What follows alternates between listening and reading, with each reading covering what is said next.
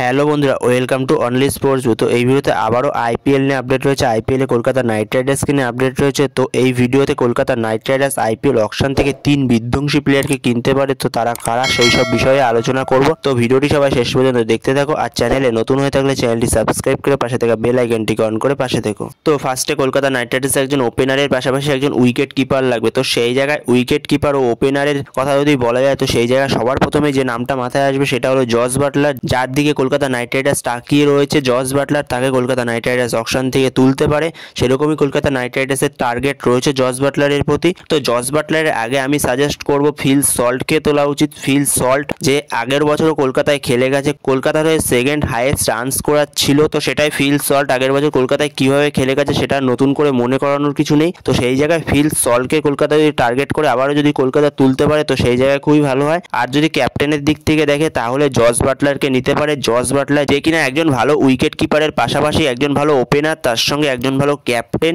যে ইংল্যান্ডে জাতীয় দলের ক্যাপ্টেন। তো সেই জায়গায় ভালো এক্সপিরিয়েন্স আছে ক্যাপ্টেন্সির। তো সেই জায়গায় যদি ক্যাপ্টেনের অপশন থেকে দেখে তাহলে জস বাটলারকে টার্গেট করতে পারে কলকাতা। তো সেই জায়গায় জস বাটলার কিংবা ফিল সল্ট দুজনেই খুবই ভালো প্লেয়ার। আর যদি ক্যাপ্টেন অপশন অন্য কোনো কেউ দেখে বা ভারতীয় কোনো অপশন দেখে ক্যাপ্টেনের অপশনে, তো সেই জায়গায় ফিল সল্টকে টার্গেট করুক। তো সেই জায়গায় যদি যে কোনো একটা প্লেয়ারকে তুলুক, ফিল সল্ট না হলে জস বাটলার, দুজনের মধ্যে একজনকে তুলুক কলকাতা অপশন থেকে। তো সেটাই চাই। যদি না দুজনের মধ্যে কাউকে নিতে পারে তো সেই জায়গায় গুরবাজ আছে, আরও আছে জনি বেস্ট্রো আছে। তো সেই জায়গায় কলকাতার মেন টার্গেট হওয়া উচিত জস বাটলার না হলে ফিল সল্ট, দুজনের মধ্যে একজনকে তোলা অপশন থেকে। তো সেই জায়গায় ফিল সল্টকে তুলতে পারলে ভালো হয়, কিন্তু যদি ক্যাপ্টেনের অপশন থেকে দেখে তাহলে জস বাটলারকে তুলতে হবে। ফিল সল্ট ও জস বাটলার দুজনেই কোয়ালিটি প্লেয়ার। তো সেই জায়গায় কোনো সন্দেহ নেই এদেরকে নিয়ে। তো সেই জায়গায় দেখা যাক কলকাতা নাইট রাইডার্স ম্যানেজমেন্ট শেষ অব্দি অপশন থেকে কাকে নিতে পারে। ভারতীয় উইকেট কিপারদের মধ্যে অপশন রয়েছে কেএল রাহুল, ঈশান কিষান, ঋষভ পান্ত, কিন্তু এদের দাম অকশনে অনেক যাবে। কেএল রাহুলের দামটা হয়তো অল্প গেলেও কেএল রাহুল প্রচন্ড স্লো। তো সেই জায়গায় মনে হয় না কোনো ভারতীয় উইকেট কিপারের দিকে কলকাতা যাবে, ইংলিশ উইকেট কিপারের দিকে যাক। ইংলিশ উইকেট কিপারের মধ্যে যাদের দুজনকে কলকাতা টার্গেট করে রেখেছে মেন, তাদের দুজনের মধ্যে একজনকে অন্তত কলকাতা তুলুক উইকেট কিপার হিসেবে। তো এরপরে কলকাতা ফাস্ট বোলারের দিকে টার্গেট করতে পারে। ফাস্ট বোলারের মধ্যে কাকে কাকে টার্গেট করতে পারে, তো সেই জায়গায় ফাস্ট বোলারের মধ্যে ইন্ডিয়ান ফাস্ট বোলারের মধ্যে কলকাতা সবার ফার্স্ট টার্গেট করতে পারে অর্শদীপ সিংকে, যার প্রতি কলকাতার ইন্টারেস্ট রয়েছে। অর্শদীপ সিং সে হয়তো আর পাঞ্জাবে ফিরবে না, পাঞ্জাবের সাথে তার কোনো একটা সমস্যা হয়েছে। তো সেই জায়গায় পাঞ্জাবে সে হয়তো আর ফিরবে না। যদি পাঞ্জাব তাকে আরটিএম ইউজ করে আবার ফেরায় সেটা আলাদা ব্যাপার। তো সেই জায়গায় আপাতত পর্যন্ত কলকাতার টার্গেটে রয়েছে অর্শদীপ সিং। অর্শদীপ সিং এর পাশাপাশি মোহাম্মদ শামি, সেও কলকাতার টার্গেটে রয়েছে।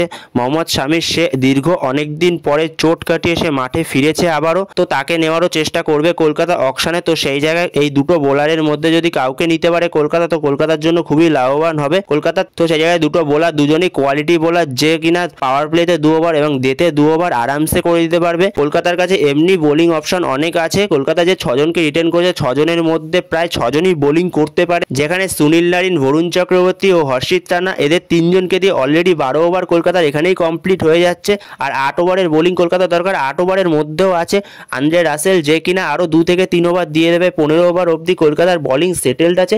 তো সেই জায়গায় কলকাতা যদি অর্শদীপ সিং বা মোহাম্মদ শামির মতো যে কোনো একটা কোয়ালিটি ফাস্ট বোলার তুলতে পারে, ইন্ডিয়ান ফাস্ট বোলার, তো সেই জায়গায় কলকাতার টিমটা খুবই শক্তিশালী হয়ে যাবে। তো সেই জায়গায় দেখা যাক ইন্ডিয়ান কোনো ফাস্ট বোলার কলকাতা তুলতে পারে কিনা, এদের দুজনকে যে টার্গেট করে গেছে তাদের মধ্যে কাউকে তুলতে পারে কিনা, না অন্য কোনো অপশন আসে। তো যদি এই দুজনের মধ্যে কাউকে ফাস্ট বোলার হিসেবে নিতে পারে কলকাতা, তো সেই জায়গায় রাসেলকে দিয়ে বল নাও করাতে পারে। তো সেই জায়গায় রাসেলকে তাহলে বোলিং করাবে না। রাসেলের যেহেতু একটু ফিটনেস সমস্যা থাকে, সেই জায়গায় রাসেলকে দিয়ে তাহলে বোলিং করাবে না, রাসেলের যেহেতু একটু ফিটনেস সমস্যা থাকে। তো এরপরে যদি বিদেশি ফাস্ট বোলারদের নিয়ে কথা বলা যায়, তো বিদেশি ফাস্ট বোলারদের মধ্যে কলকাতা যদি মোহাম্মদ শামি কিংবা অর্শদীপ সিং এর মতো কাউকে পেয়ে যায় তো সেই জায়গায় মনে হয় না কলকাতা নাইট রাইডার্স শেষ অবধি মিচেল স্টার্কের প্রতি যাবে। মিচেল স্টার্কের প্রতি যেতেও পারবে না, যেখানে কলকাতা অকশনে নিয়ে যাবে 51 কোটি টাকা, তার মধ্যে যদি, তো সেই জায়গায় ওইদিকে যদি জস বাটলার ও ফিল সল্ট আর এদিকে মোহাম্মদ শামি কিংবা অর্শদীপ সিং এর মতো যদি কাউকে কলকাতা অকশন থেকে আগেই নিতে পারে তো সেই জায়গায় মনে হয় না কলকাতা, তারপরে মিচেল স্টার্কের প্রতি যেতে পারবে। তো মিচেল স্টার্কের দাম মোটামুটি ভালোই যাবে, খারাপ যাবে না।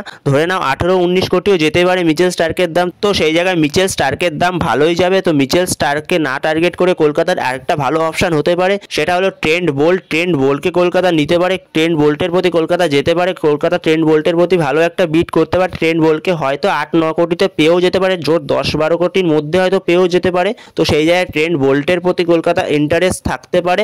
তো সেই জায়গায় ট্রেন্ট বোল্ট একটা ভালো অপশন হবে কলকাতার জন্য। জর্জ হ্যাসেলউড সেও একটা ভালো অপশন হবে কলকাতার জন্য। তো সেই জায়গায় ট্রেন্ট বোল্টই কলকাতার হয়তো ফার্স্ট অপশন হবে যদি না মিচেল স্টার্কের প্রতি না যায় কলকাতা। তো সেই জায়গায় দেখা যাক শেষ অবধি বিদেশি ফাস্ট বোলারদের মধ্যে কাকে তোলে কলকাতা অকশন থেকে, কাকে ক্যাপ্টেন হিসেবে ঠিক করতে পারে কলকাতা। তো সেই জায়গায় উইকেট কিপার হিসেবে কোন প্লেয়ারকে নিতে পারে, তো সেই জায়গায় তোমাদের মতামত অবশ্যই কমেন্টে জানিও। তো বন্ধুরা এই ভিডিওতে এই পর্যন্ত। তো ভিডিওটি ভালো লাগলে অবশ্যই লাইক শেয়ার সাবস্ক্রাইব করতে ভুলো না। তো নেক্সট ভিডিওতে দেখা হচ্ছে, ততক্ষণের জন্য বাই বাই। একটু বেশি করে লাইক শেয়ার সাবস্ক্রাইবটা করে দিও অবশ্যই, তাহলে ভিডিও বানানোর আরো বেশি বেশি করে মোটিভেশন পাবো। তো দেখা হচ্ছে নেক্সট ভিডিওতে, ততক্ষণের জন্য বাই বাই।